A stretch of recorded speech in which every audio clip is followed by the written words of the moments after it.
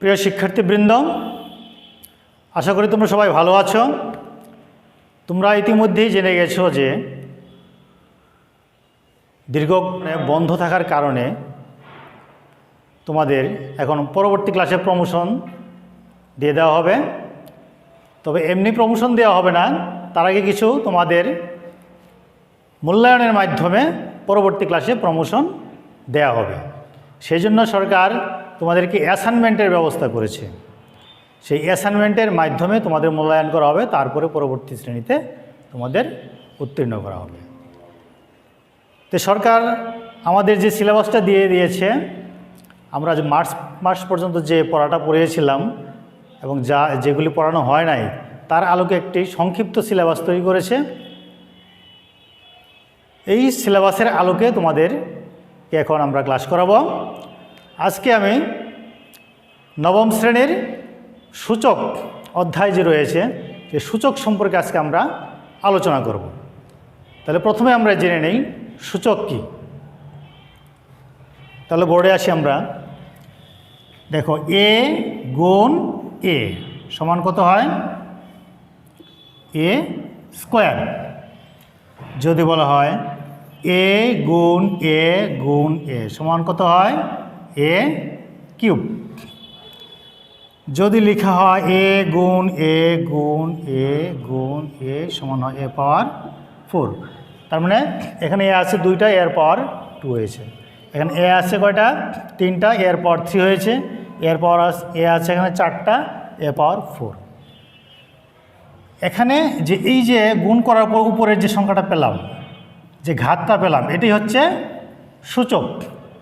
অর্থাৎ একই জাতীয় রাশি গুণ করলে যে উপরে যে ঘাতটা পাওয়া যায় সেটাকে বলতে পারি আমরা ওই রাশির সূচক। তো সূচক তোমাদের সম্পর্কে তোমার ধারণাটা ক্লিয়ার হয়েছে। এখন দেখো, এ স্কোয়ার গুণ এ কিউব, এই দুটো গুণ করলে কি দাঁড়ায়? এ স্কোয়ার মানে এ গুণ এ গুণ এ কিউব মানে কি? 3টা এ গুণ এ গুণ এ। তাহলে কত হবে? এখানে মোট আছে 4টা এ। তাহলে এ পাওয়ার 5টা, না, এ পাওয়ার 5।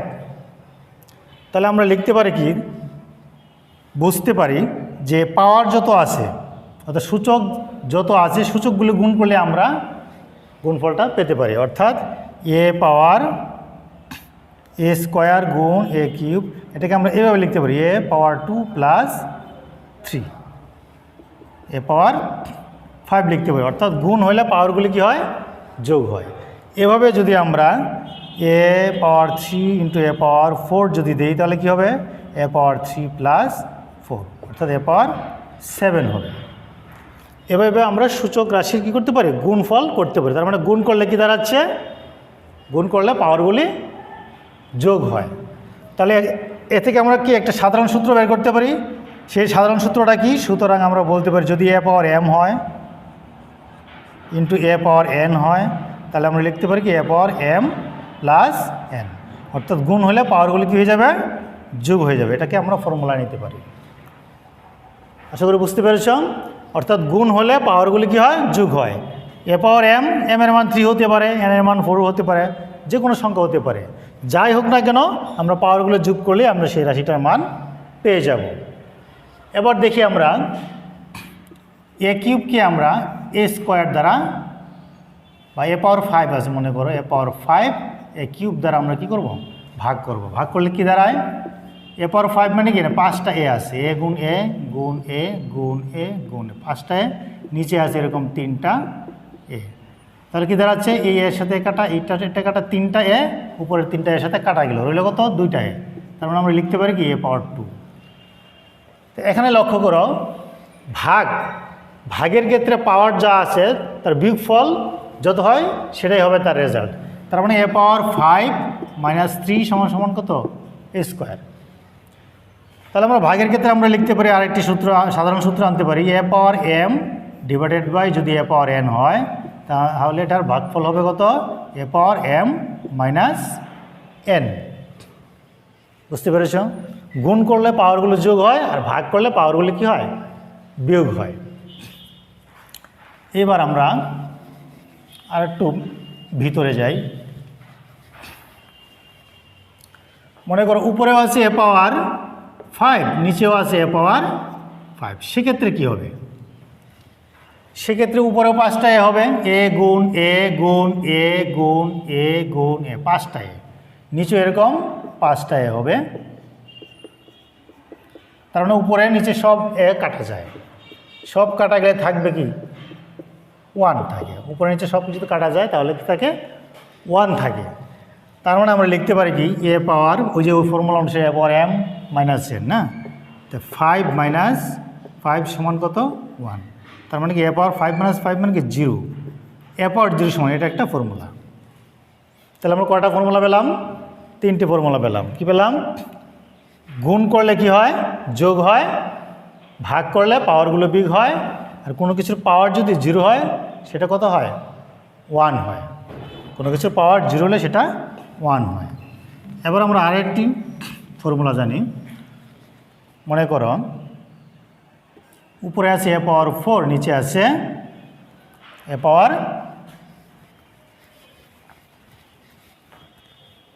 3 বা 5। এটাকে আমরা কি লিখতে পারি? এ গুণ এ গুণ এ গুণ এ গুণ এ, 4টায় না? 4টায় উপরে হবে 4টায়, নিচে হবে 5টায়। উপরে 4টায়, নিচে 5টায়। তাহলে এটা ভাগ করলে কী দাঁড়াচ্ছে? 4টায়ের সাথে 4টায় কাটা যাবে। উপরে থাকলো কত? 1, নিচে থাকবে এ। মানে এটা যদি আমরা বিয়োগ করি তাহলে কি হয়? A power 4 minus 5। তার মানে এ পাওয়ার -1 সমান 1/। এইটাও একটা ফর্মুলা। কোনো কিছু পাওয়ার মাইনাস হলে সেটা নিচে নিয়ে আসলে প্লাস, অর্থাৎ এ পাওয়ার -1 সমান 1/a। এটাও একটা ফর্মুলা। যদি এ পাওয়ার -2 হতো এরকমভাবে, এ পাওয়ার -2 হলে 1/a²। তাহলে আশা করি তোমরা সূচকের সূত্রগুলি বুঝতে পেরেছ। আমরা প্রথমে কি সূত্রগুলি লিখব? আমরা আবার সূত্রগুলি সাজিয়ে লিখি। আমরা 1 নম্বর সূত্র পেয়েছি, এ পাওয়ার m ইন্টু এ পাওয়ার n সমান a power m plus n। গুণ হলে পাওয়ারগুলো যোগ হয়। 2 নম্বর সূত্র পেয়েছি কি, যদি ভাগ হয় a power m divided by a power n সমান a power m minus n। ভাগ হলে পাওয়ারগুলো বিয়োগ হবে। 3 নম্বর সূত্র পেয়েছি কি, কোনো কিছু পাওয়ার 0, এ পাওয়ার 0 হলে সেটার মান কত হয়? 1 হয়। আবার 4 নম্বরে পেয়েছি, কোনো কিছু পাওয়ার মাইনাস হলে সেটা নিচে নিয়ে আসলে কী হয়? সেই পাওয়ারটা প্লাস হয়ে যায়। এই 4টা সূত্র পেয়েছি। এই 4টি সূত্রের আলোকে আমরা সূচকের যত সমস্যা আছে সেই সমস্যার সমাধান করতে পারব। আমি তোমাদের পাঠ্য বইয়ের একটি অঙ্ক করে দেখাই। 4.1-এর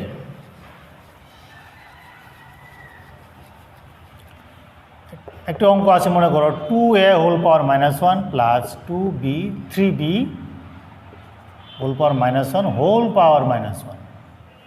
এটাকে আমরা কি করতে পারি? ওই যে এই নিয়মে এ পাওয়ার -1 সমান কি 1/a। তাহলে এখানে 2 ঠিক থাকবে, 2 উপরে থাকবে, আর এ পাওয়ার -1 মানে কি এটা নিচে চলে আসবে। এখানে 3টা উপরে, বিটা নিচে চলে আসবে, মানে বি পাওয়ার +1 হবে -1। তাহলে কী দাঁড়াচ্ছে? এ বি লসাগু করলে 2b প্লাস বি কাটা এ থাকে 3a হোল পাওয়ার -1। এখানে পুরোটাকে যদি এ ধরি তাহলে কী দাঁড়াচ্ছে? নিচে নিয়ে আসলে কী হবে?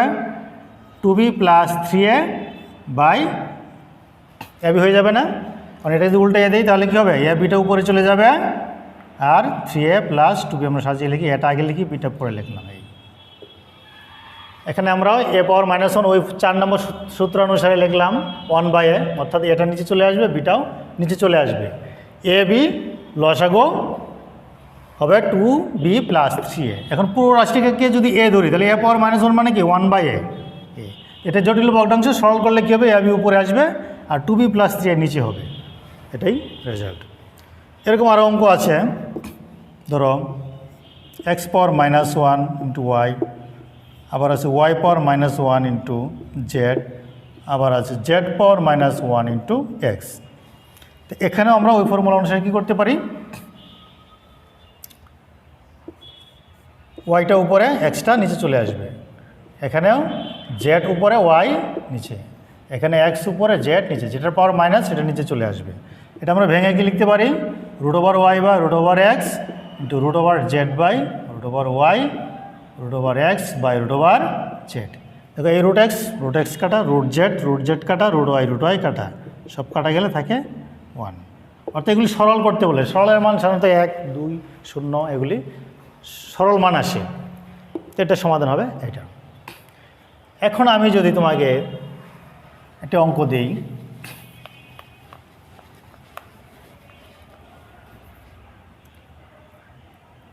এক্স পাওয়ার বা সংখ্যা দিই আমরা 3 পাওয়ার 4 ইন্টু 3 পাওয়ার 5, এটা রেজাল্ট কত হবে? এটা ছোট্ট একটি সংখ্যা দিই 3 স্কোয়ার। এটা ওই সূচক নিয়মে আমরাও 1 নম্বর সূত্র অনুসারে করবো। আমরা কী করতে পারি, 3 পাওয়ার 4 প্লাস 2 এ পাওয়ার এম ইন্টু এ পাওয়ার এন সমান 3 পাওয়ার 4 প্লাস 2 সমান 3 পাওয়ার 6। 3 পাওয়ার 6 কত হবে? আমরা ক্যালকুলেটর হিসাব করতে পারি।